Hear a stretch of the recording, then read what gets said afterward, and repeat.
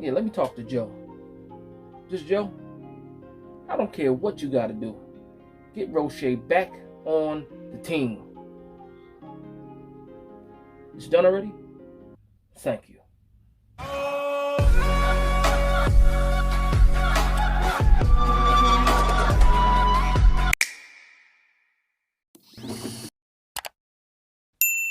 Hello and welcome to Big Dash Knows. Big Dash knows what? New York Giants football. Let's go. In my last video, it was the reaction to the 53-man roster. And I was upset with some of the moves that were made. One of those being Quincy Roche. If you follow me on social media, you know that I'm a real big Quincy Roche fan. And I'm glad to report that Quincy Roche was added to the practice squad. He cleared waivers and was able to come back to the Giants. I'm excited about that because for a moment there, I was nervous because with the uncertainty between, Azeez Ojulari and Kayvon Thibodeaux, we didn't who was going to be the outside linebacker that can set the edge in week 1. And even though Quincy Roche is on the practice squad, I believe that eventually he'll get bumped up and he'll be a part of the active 53 prior to week 1. That's what I really believe. That's one of my predictions. We'll see if that comes true because we need that help at outside linebacker right now, especially after they put Ellison Smith on IR. So right now you're just looking at your outside linebacker room. Your two starters are injured. We're not sure when they're going to come back. And then you have Timon Fox, Carter Coughlin, if they want to move him from middle to outsides. But now adding Quincy Roche on the practice squad, you have another guy that can give you some run support and some pass rush on the outside linebacker spot. Now, there were some guys that were added to the active roster, and I'll just go down those lists of guys. And in my previous video, also we saw that the secondary room ended up only with 5 cornerbacks and only 3 safeties. And then Rodarius Williams ends up getting put on IR as well. And so Shane was busy in the waiver wire. He picked up some guys, and it wasn't a surprise that it was in secondary spots. So we do have 2 cornerbacks that we picked up, one being Nick McLeod and the other one being Justin Lane. So both of these guys are 6 feet or taller. They're a lot heavier, and they have some experience in the NFL. So I'm not mad at any of these pickups because it adds some quality depth to your depth chart. Another secondary spot at safety was Jason Panock, and we actually grabbed him from the Jets. Now, he was a draft pick last year, kind of got buried on the depth chart this year, but he is a quality guy. He is a physical safety. He can come up and run support. He also has some deep safety ability too because he has good ball skills.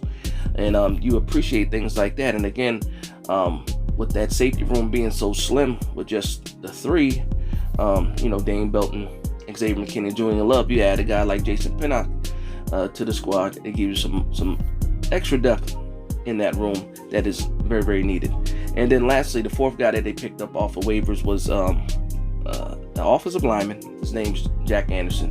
Now, Jack Anderson has experience playing both guard spots, and he can also play center. And in order to have him added, you need a guy like that because we already know that Devery Hamilton and Joshua Zudu are both guard/tackles, and then we had a guy like Bredesen, who was a guard type center. And now you add another guy with experience, young guy, could possibly play the position better than Bredesen. You pick him up and you add him to the 53, and I'm happy with the moves that we're making. And I said it's not world beaters at all, to say the least, but we're making those improvements, especially with the kind of cap space and the cap limitations that we have. Now, getting into the practice squad, I already mentioned that Quincy Roche was back. Now, also coming back, we got a lot of our guys back, and I'm excited about that. So some of the guys that I thought initially would make the 53 ended up clearing through waivers and making it on the practice squad. So outside of Roche, we have Davis Webb, Jashawn Corbin, and Austin Allen. Now, these guys I really thought was going to make the 53 or had a strong chance of making the 53. So I'm very, very happy to see these guys back on the practice squad, especially a guy like Corbin and Austin Allen.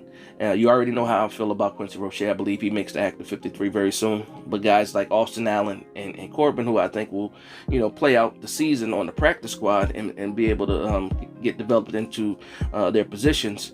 I'm really excited about those two guys, Austin Allen and Ja'Shawn Corbin. Davis Webb is that emergency quarterback that if a guy gets hurt, in a game, that following week, you got somebody that can fill that spot or step up and be a backup quarterback, to that quarterback that was injured. Now, I also saw that C.J. Board, Ryan Anderson, and Trenton Thompson were added to the practice squad, and I like Trenton Thompson. He was one of those guys I thought was going to make the 53 at the safety position. Real bubble guy, but also gives you a lot of ability and versatility in that safety position. So I'm also glad to see that Trenton Thompson is on the practice squad. Outside of that, and these were moves that were made yesterday. I saw moves being made today as well. I got on social media, I got on Giants.com. I saw some other moves that were being made, and it was reported that we made 4 new moves. Well, one was from yesterday, really, but the other 3 were, announced today. We ended up picking up Tony Jefferson. He's a safety out of from the Baltimore Ravens. He's familiar with Wink. They played together there, so that's a nice pickup there. This is a veteran guy that is a solid player. Outside of Tony Jefferson, the 3 other guys that were added to the 50, not the 53, but the practice squad were Wyatt Davis, Charles Wiley, and Henry Mondo.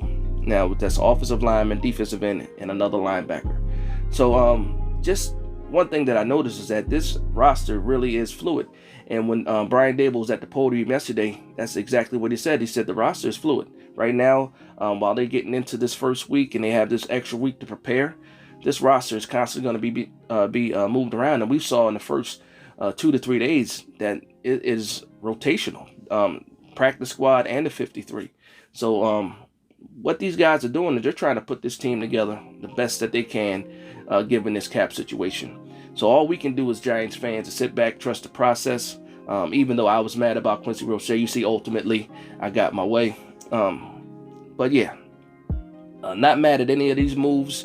Again, strapped for cash, so yeah, you want more maybe, but you can't do it. It's just impossible right now. And I'm curious to see how they prepare for the season, operating with this cap space, because I think they need to make some moves, whether it be an extension for Leonard Williams, whether it be working out a deal with Nick Gates, something like that. They need some space, some cap space. And I'm curious to see what they do in the next couple of days in order to try to get this cap space, because you can't operate the full season with people going down and having to sign people, off the street and things like that. You can't operate like that with this kind of cap space.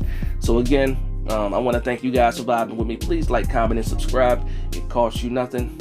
2 clicks, like and subscribe.